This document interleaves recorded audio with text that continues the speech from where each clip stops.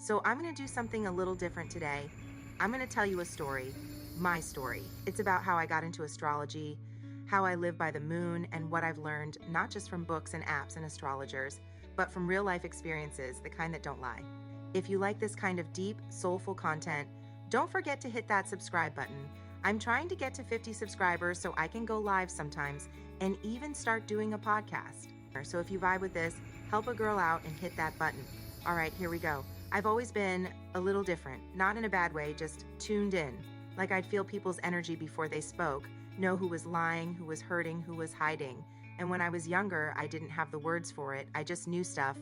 It took me a while to realize that what I was doing, what I was feeling, was actually energy reading. And once astrology came into the picture, baby, it was game over. I was hooked. But I'm not talking about just checking your sun sign. I'm talking about tracking transits, knowing my chart, understanding my nodes, and literally living by the moon. Let me tell you, the moon calendar app, that thing changed my life. I started noticing how every time the moon moved into a different sign, my moods would shift. My energy would rise or dip. I'd want to clean, create, cry, or completely retreat, and the moon explained all of it, so I made it a ritual.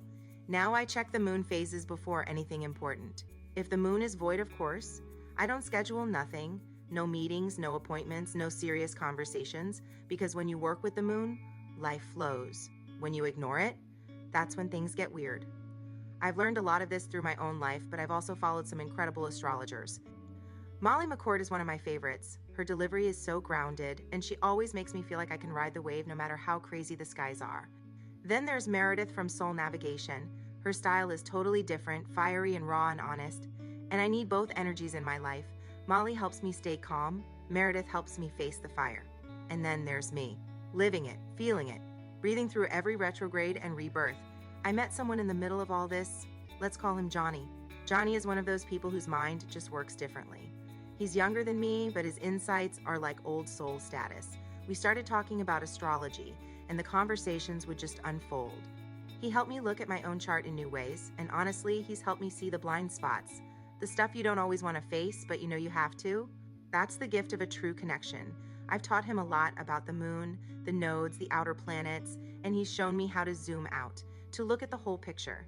And speaking of the big picture, y'all, look at what's going on in the sky right now, because we are not in normal times.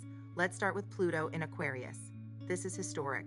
Pluto doesn't play. This is the planet of transformation, shadow work, rebirth, power struggles, and complete breakdowns. And now it's in Aquarius, the sign of the collective, the future, rebellion, innovation, and community. We're seeing systems collapse, institutions getting exposed, people waking up, and we're about to go through our fourth and final Mars-Pluto opposition, and that's intense. Mars wants action, fast, fierce, forward. Pluto, he wants power, deep strategic soul-altering power. When they're in opposition, it's like two titans clashing. And if you don't know how to work with that energy, it can feel like your world is falling apart. But if you do know, you can use that pressure to break free, to finally say the thing, end the thing, begin again. Now let's talk about Uranus moving into Gemini. This hasn't happened in 84 years. Think about that. The last time Uranus was in Gemini, we saw major changes in how people communicated, traveled, connected, radio, TV, propaganda, the start of the tech boom. Uranus is the planet of revolution and awakening. Gemini rules the mind, communication, media, and how we connect ideas.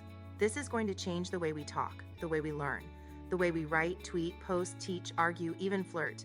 We're going to see a breakdown of how we've been trained to speak and a breakthrough into something much more multidimensional. I'm telling you right now, people are going to start hearing things in new ways and saying things they've been too scared to say. Watch what happens to social media, podcasts, AI, education, and even the way we define truth. It's coming. And then there's Neptune. Neptune's been swimming through Pisces for what feels like forever, and now it's on the verge of crossing into Aries. Now this is subtle, but powerful. Neptune is dreams, illusions, spirituality, fog, compassion, confusion. Pisces is home turf for Neptune, so the energy's been soft, intuitive, watery, and at times, slippery. But Aries is fire. It doesn't drift, it doesn't wait, it acts. So when Neptune moves into Aries, and I'm already feeling it, we're going to see people move from dreaming to doing. Some illusions will fall apart completely, others will spark revolutions, My Neptune and Johnny's Neptune are right next to each other, like side by side, bridging Pisces and Aries. So we're living this transition personally. It's like we're standing between two worlds, one foot in the dream, one foot on fire. And honestly, that's part of why I'm doing this, why I finally said yes to showing up on YouTube, why I'm starting to tell my story, talk about astrology, and share the way I've lived it, because I can feel that the time is now. The energy we're in, it's calling people to step into their purpose, to speak up, to get visible, to offer what they know. We're being asked, no, we're being pushed, to stop playing small. And for me, that means taking all of the years I've spent studying this stuff, feeling this stuff, and actually living through it, and turning it into something I can give back. So this isn't just a hobby. This is alignment. This is me moving with the current of the cosmos instead of against it. And if you're feeling that too, you're right on time. So yeah, this is why I live for astrology. This is why I trust the moon. This is why I check transits before I make big decisions. And this is why I'm here, sharing this with you. Because if you're feeling overwhelmed right now, or like everything's changing and you can't quite explain why, you're not crazy, you're awake. And if you're still with me at this point, please take a second to subscribe. I'm working toward getting my first 50 subscribers so I can go live, start conversations with y'all, and maybe even drop some podcast episodes soon. If this resonated, if you felt something in your gut, if you're curious to learn more, hit that button and stay with me.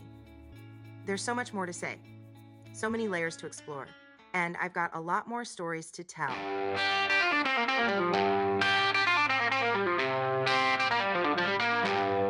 She's the fire, he's the spark. They light it up after dark. A little wild, a little sweet. Seasons and Johnny take a peek. Whispers lips and late night scenes. Seasons and Johnny live in a dream. She got the touch, he's got the charm. Age is nothing, love is wrong. Season and Johnny, oh la la.